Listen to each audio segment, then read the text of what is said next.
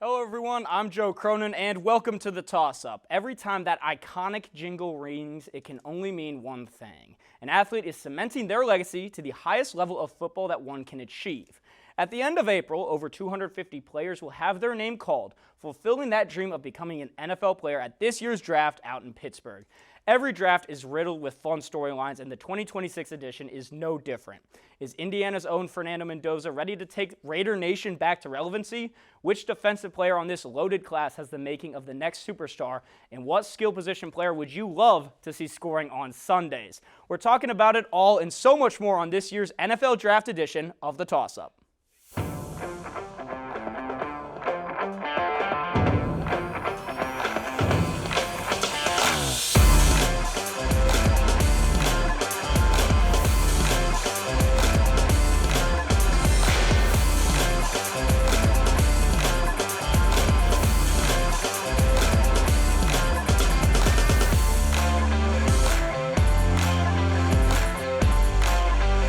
Welcome into the Toss-Up. The NFL Draft is near, kind of. It's at the end of April, and while it may be April Fool's Day, we're talking all things NFL Draft because it's such a fun topic. There's so many players to talk about. There's so many stories, and teams are destined to make changes, and this is the time to do so. To introduce a jam-packed panel of ball knowers, we have Jet Garrett, one of the co-hosts, and a Toss-Up regular. Caleb Robbins has been on the Toss-Up plenty of times, and a man that needs no introduction, making his one and only appearance on the Toss-Up. Some call him the accountant. Some call him the man upstairs, Mr. Evan Amazon, otherwise known as my roommate. Gentlemen, welcome to the Toss-Up. Evan, are you excited to be on camera for the first time in your college career? I can't career? wait. I'm looking forward to it. But why is it one and only? I mean, if I do a good job, then I can be a regular. Well, you might be a regular. We only have, I think, 3 more shows after this, so we'll see if you get the nod for the Little 500 show. I'm not sure what your bike knowledge is. But let's talk the draft. First and foremost, to lighten the mood a little bit, put yourself in the mindset that you are getting drafted. You are a top 10 prospect. You are out in Pittsburgh. What are you wearing? Jet, let's start with you. Well, first, I think I'd wear a bit of a longer tie. My grandpa used to tie my ties for me when I first got them in high school, and I just never retied this one. He's a little man, a little guy. Do you know how to tie a tie? I know how to tie. I have to use the YouTube video every time I do, admittedly, but I think I would go with like a Kevin Knox type of fit. You know? The Fortnite? Yeah. I think I would do one of those. Because I like Fortnite. I would maybe do or the 2003 NBA draft where they're all just really baggy suits, just something like that. You know what I think could work with you is, you know how Sauce Gardner had the huge sauce chain? Yeah. You could have a jet. Like an airplane or just a jet? No, like an airplane. Okay. Jet like the airplane. That feels a little conceited. Okay. Well, Evan. I mean, I would get a new one. I mean, this one's 4 years old. I left my other ones at home in Ohio, unfortunately. But I'll get like a tricked out IU one. That'd be pretty sweet. Caleb. Yeah, I mean, I would say as a Patriots fan, probably that Drake May Carolina blue. I like that a lot. Got to be dripped out. Also got to pay homage to the school. They got you there. Alrighty, let's talk actual football now that we know that what you're wearing to Pittsburgh this upcoming year. This is a pretty loaded class on both sides of the ball. You got good quarterbacks to look at. Obviously, the projected number 1 overall pick coming out of Indiana. The defensive class is unbelievable. So, Caleb, I'll bring this question to you. Of these prospects, who do you think is the best? For me, it's the safety Caleb Downs from Ohio State. I think that his intellect and his versatility is what's going to give a team like the Bengals, a team like the Vikings, one of the generational talents that we haven't seen at the safety position in a long time. I think we talk about running backs and safeties in kind of the same conversation. They're a bit expendable at times. You haven't seen a Troy Polamalu. You haven't seen an Ed Reed or Brian Dawkins in a long time. But I think what's interesting about him, he's been a starter the last 3 years, Alabama and Ohio State. And he's a box linebacker. He plays at the line of scrimmage. A lot of linebackers don't do that in today's game, and he's able to also play in coverage. And I think at Ohio State, he's learned so many different things, but also how he talks as a human being. You know, he has the podcast with his brother, Josh Downs. I think it's so important for him to be a leader as well. And a team like the Bengals, they just got Cook from Kansas City. It could be a nice duo for Al Golden's defense. It is really interesting with this draft, seeing all the different mocks. It seems like those first 4 to 5 guys are all different positions, which is what makes it so much fun. Evan, who's your best prospect? I like Ruben Bain a lot from Miami. He's been great all year. He's a little undersized, but a lot of times I feel like those guys tend to get slept on in the draft. You have your prototypical big edge rushers, I mean, my team, the Bengals, have drafted a lot of those guys. Hasn't really worked out too well. So I feel like sometimes I want the guy that's kind of production over potential. And I think Ruben Bain has dominated all year for Miami and someone that should go in the top 5. I mean, he showcased that all season, showcased that in the national championship. Even the pro day, there's a picture of him going around one of those dummies, and his knee was almost on the ground. That's a big guy being able to get that low. Very, very nimble. Jet. I'll be the bad guy. I'm fine with that. Jeremiah Love is the best player in this draft. I'm sorry. Why do you say that? Because I'll tell you this. Jeremiah Love is one of the most skilled running backs I've seen coming out of college ever. Right? He would have been drafted ahead of Ashton Genty. All right? This is the thing that I want to talk about because I thought someone would mention Fernando Mendoza, and my comparison to that was going to be, would Fernando have been drafted over Cam Ward? I don't know. There's a discussion. There's zero discussion. Jeremiah Love would have been drafted over Ashton Genty. 100%. He's a better player. I really don't care what anyone has to say about it. He's the best running back in this draft. He's the best overall pound-for-pound player in this draft. He might go top 5. So obviously, I would say he's unanimously the best running back prospect. I don't think it's a very deep running back class, but do you say he's the best running back prospect in how long? Well, let's think. He's better than anyone from last season. How far back do you want to go? I mean, I'm curious. The 2020s, maybe? You think he's a better prospect than Bijan? Yeah. Saquon? Yeah. Saquon's drafted second. Was Saquon's drafted about second. that. Saquon wasn't in. No, he's one not the Saquon wasn't in 2020s. He was 2018, but like within the Saquon- last decade. Probably Saquon. I'd say he's the best running back prospect since Saquon. Okay. Because Jahmyr Gibbs was later first round. Right. I don't think it's prospect. I think Jahmyr Gibbs was laughed at when he was drafted. I think Bijan was really the big one that I was thinking of. No, I'd take Jeremiah. Okay. I'd take Jeremiah Love. Okay, Jeremiah 100%. Love. Look at that. Let's talk about some defense, and then we'll get back into the skill position, guys. Or you know what? Let's just keep it with the skill position while you're at it. Jet, obviously you're probably going to talk again about Jeremiah Love, but there's a lot of skill position guys that are ready to make this jump into the next level. If you want to continue talking about how Jeremiah Love can make that jump, you're welcome to. Or if you have someone else on the skill position group in that projected 1 to 2 range, who would it be? Are we talking like 1 to 2 in the draft? No, rounds. Well, let's talk about Jadarian Price then, if we're going to just do this.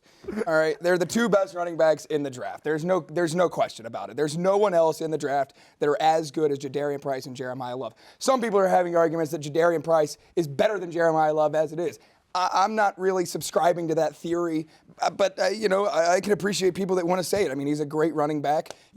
When you have such great running back prospects, and when a university can just continuously churn out these running backs year after year after year, guys that run for, 98-yard touchdowns in the playoff, guys like that. I mean, they win Doak Walkers, and it's just a guy like Jadarian Price. I think he's going to have a really long NFL career, and I think he's going to surprise a lot of people once he gets there. You're picking a bold place to talk about that 98-yard touchdown for sure. I'm just talking about really good I NFL players. wonder who Jet's a fan of in college football.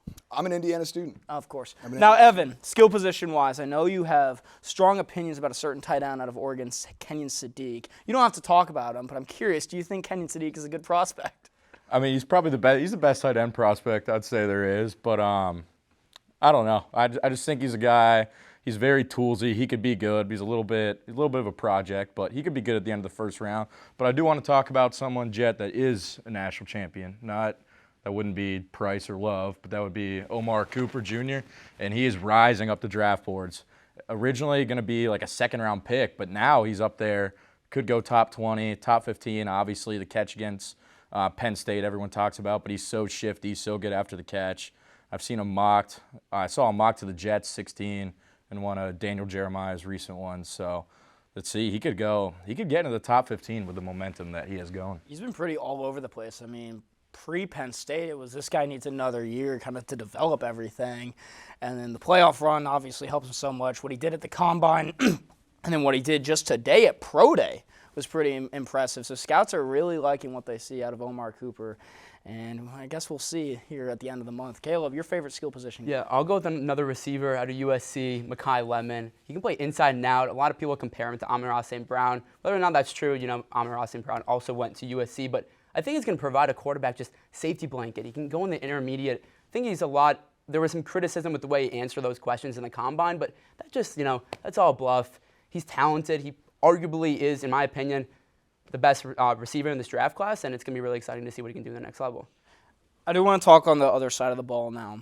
with this defense, you mentioned like with Caleb Downs being your top overall prospect, are there other guys defensively that you think just can come in and make an impact? Because you look at the first round, you look at the second round projections even, they're just guys at every really level of the defense that have the making of sharp NFL play. Yeah, I would say Ruben Bain. I mean, Ruben Bain is just a dog. I mean, I know Indiana beat him in the national championship, but he's really been the consensus top 5 pick for as long as the season's gone on. And I think that he can play in different positions. He's also lined up at defensive tackle as well. And I think in today's day and age, you need to have an edge that can play in many different positions. And I think that with Ruben Bain specifically, it isn't just his physicality. He's also explosive, and he's able to go under. I think that he has a different like height and ability to get around the arms of the offensive tackle, and I think that's something that like not many guys have, and I think that's why he's going to be top 5 pick. Evan? Honestly, I mean, Ruben Bain. I know you talked about Bain. Yeah. Is there someone else? Kind of my David Bailey. Yes. At Texas Tech reminds me. Kind of reminds me of Ruben Bain. I've seen him going higher in mocks. Just a true game wrecker. He had played at a great defensive line, so that might be like a little bit of a disadvantage because he wouldn't get like double teamed as much. But he was just a force to be reckoned with all year, and probably one of the top guys. And maybe I've seen him going to the Jets all the way as high as 2, so we'll see. You think about like the Oregon game that against Texas Tech in the playoff, like Oregon's offense did not play well at all in that game. And when you watch that game back, you see David Bailey wearing no swag. He's just going out there to hit guys. Like I really thought that David Bailey was the biggest part of that Texas Tech defense. Now you said on a loaded D line, but the same thing can be talked about with Ruben Bain. I mean, Akeem Mesidor is just on the other side, and he's a game wrecker in itself. I mean, he's been talked potentially even going higher than Bain at times, depending on which mock you look at. I mean, not everything is church when you're talking about it. But Jet, you a David Bailey guy? I love David Bailey. Or someone else? Watching, well, I was. If no one mentioned David Bailey, I was going to hope someone did. Like Bailey, just watching that Oregon game as a Jets fan, I was like, wait a minute, this guy needs to go too. But I'll talk about who I really think the Jets should take it to, and obviously we'll talk about it a little bit later. But Arvell Reese is just one of the most like when you're looking at a loaded defensive class, I think Arvell Reese is like he's number 1. Right. You look at how much he can spread the field out. He can play on the defensive line. He can drop back. He is such a hybrid player, and he's going to get to the quarterback. I think when you're looking at a team like the New York Jets, and they really blew it up a little bit last season, trading Sauce Gardner, trading Quinnen Williams. They lost Quincy Williams in the offseason as well. I think bringing in a guy like Arvell Reese who can come in and play on day one and start and be one of the best players on that defense, I think when you're sitting at number 2, like it stinks that you're not going to get Fernando Mendoza when like you're tanking so long to get him. But I think the Jets are going to be pretty happy with Arvell Reese.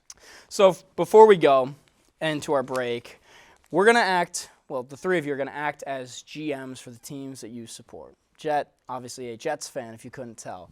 Evan, the Cincinnati Bengals, and then Caleb, the New England Patriots, fresh off of that heartbreaking Super Bowl loss.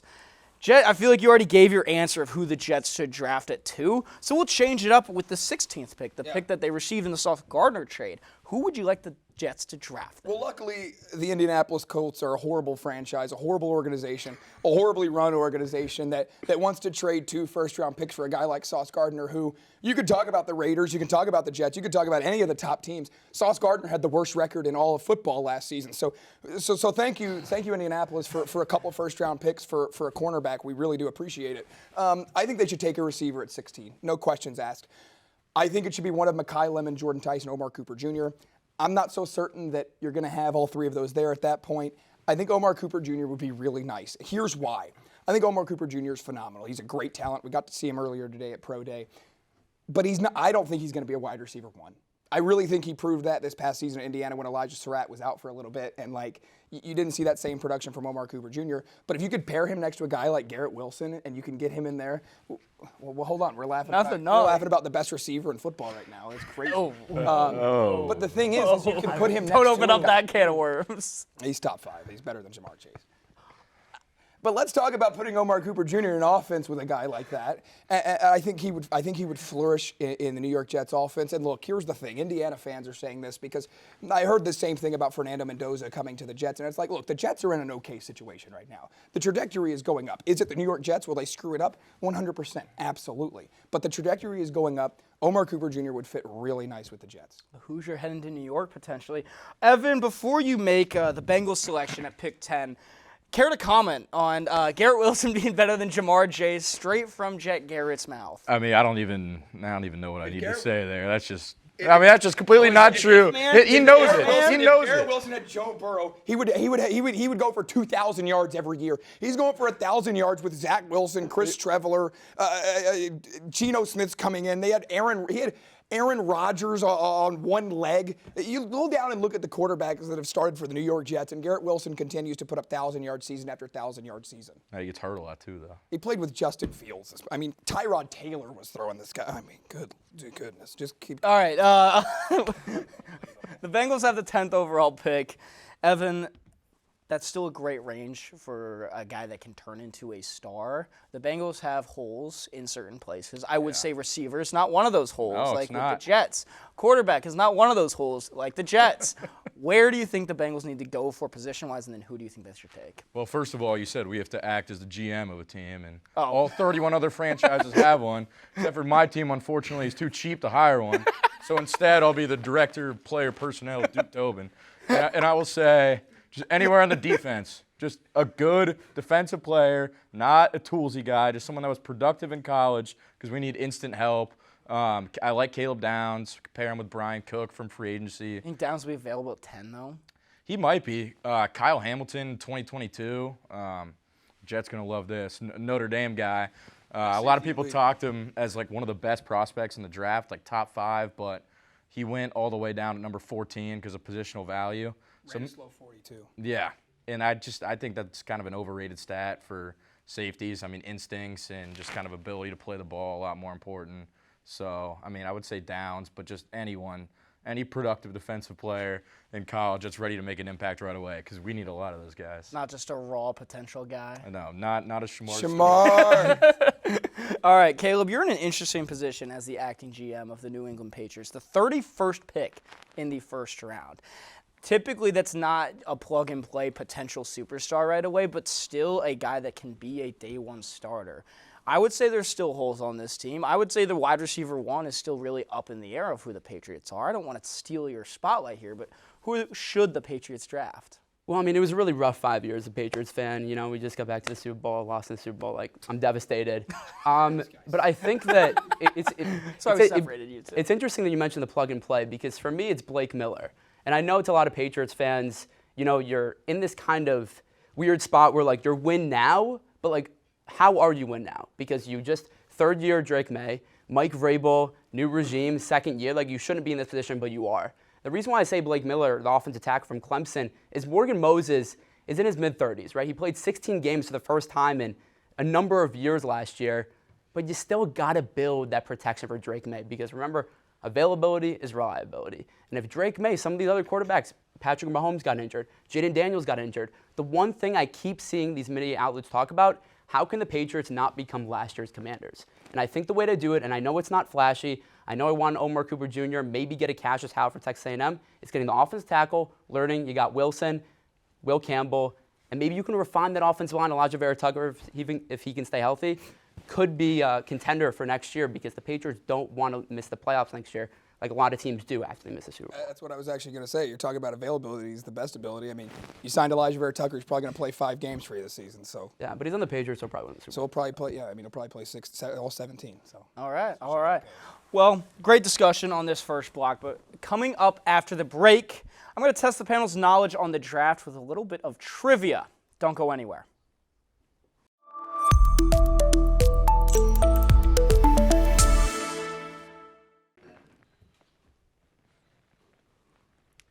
Welcome back to the toss-up. As promised, we have some NFL draft trivia for our panel. How it works, I have 6 prepared questions. You all have buzzers that you're going to buzz in if you know the answer or want to take a stab. There will be a time limit. And we also have a live studio audience joining us in case our guests get their answers right. I do have a 7th prepared bonus question or tiebreaker question if that is needed. So, gentlemen, are your minds ready? No. Let's do it. Let's do this thing. No. Yeah, I'm not good at trivia. I'm All right. bad at trivia. All right. This draft produced 10 Hall of Famers. It is the most Hall of Famers out of one draft class. What was the year? 1997. No. 2014. No. 83. No. 1972. You're getting warmer. You're getting warmer. 1974. Colder. 1976. Colder. 1970. You got a buzz. 1970. Oh, you're not taking. Oh. 71. 1971. All right, last guess. No. 1969. Closer. 1967. 1968. No. 1964. Produced the most Hall of Famers of any draft. What a terrible question. All right. This Hall of Fame tight end, Shannon Sharp, was drafted in what round? 5th. No. 7th. Yes. 1 point to Jet. Can I do Mbappe slides every time I get a question? Yeah, sure. You can run around real quick. Oh, this is such a bag. All right. There are 4 schools that have 5 or more first overall picks. Name those schools. Georgia. Yes. Can I keep going if Yes. I get it right? Ohio State. Yes. No. Not Ohio State. Sorry. I just was, You can keep going. I mean, if you got it, yeah? Alabama. Wrong. They just had one. They've got one, I think. I think it was Bryce Young. Yeah, Bryce Young was there. One. Yeah. Really? Yeah. I guess I didn't think about that. Notre Dame. Notre Dame. You got 2. I was gonna. If you get all of them, I might give you 2 points here. I got to keep going because I got it right. Oh, I got it. sorry. I got it right. Okay. All right. Okay. All right. Let's go with Oklahoma. Yes. 3. USC. 4. All 4. Now, Jet, for your true bonus point, which of those schools has 6? 3 of them have 5, 1 has 6. Oh, it's either Notre Dame or USC. Is it one of those two? I don't know. Is it? I would rather be wrong than guess USC, so I'll guess Notre Dame. It's USC. Caleb Williams.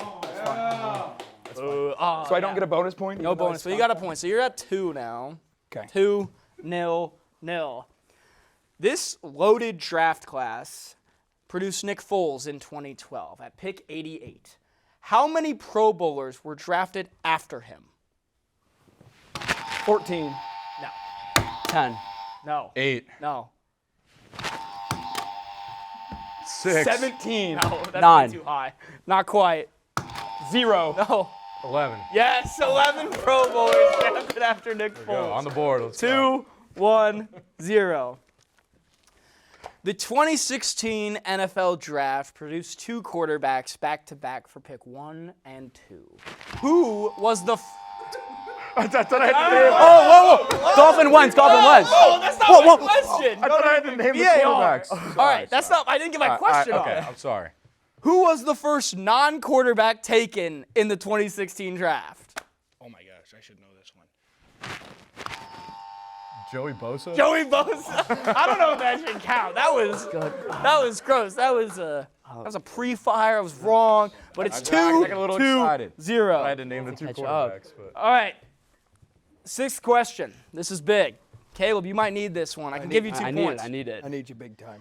Everybody loves talking about the number 1 pick, excluding this past year. So from 2020 to 2024, can you name me the last 5 number 2 overall picks? Okay. 20 was. You got to buzz if you're going to. Thank you, audience. So a little louder. So from 2018 to 2023? 2020 to 2024. Okay. 5. There's 5 total.